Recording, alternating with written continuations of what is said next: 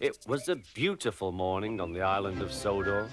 Thomas the tank engine's blue paint sparkled in the sunshine as he puffed happily along his branch line with Annie and Clarabelle. He was feeling very pleased with himself.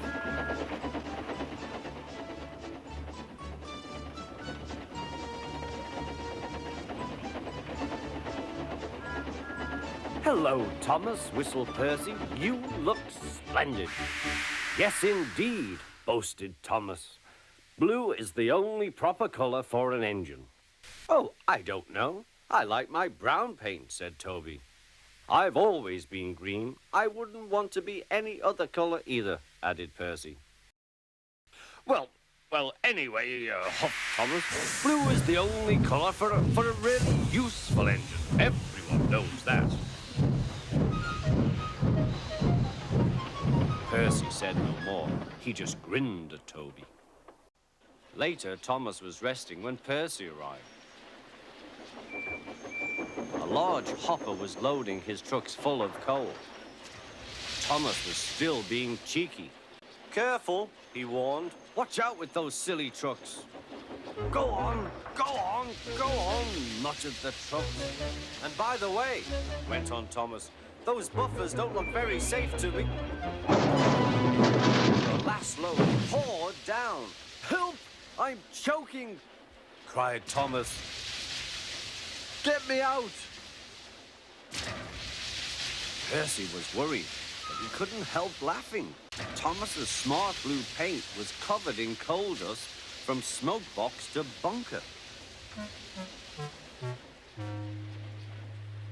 "Ha ha," chuckled Percy. "You don't look really useful now, Thomas. You look really disgraceful." "I'm not disgraceful," choked Thomas. "You did that on purpose. Get me out."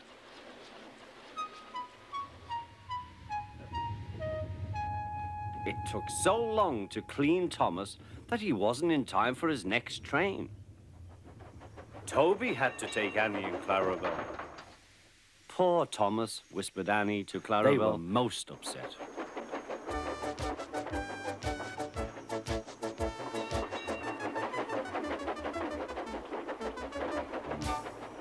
Thomas was grumpy in the shed that night.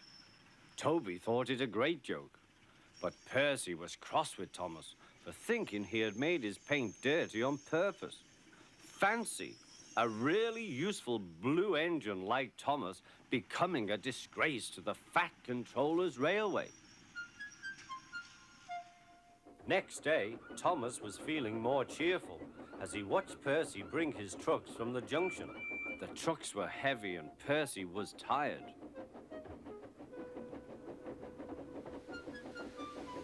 "Have a drink," said his driver, "then you'll feel better." The water column stood at the end of the siding with the unsafe buffers. Suddenly, Percy found that he couldn't stop. The buffers didn't stop him either. "Oh," wailed Percy, "help!" The buffers were broken and Percy was wheel-deep in coal. It was time for Thomas to leave. He had seen everything. "Now Percy has learned his lesson too," he chuckled to himself.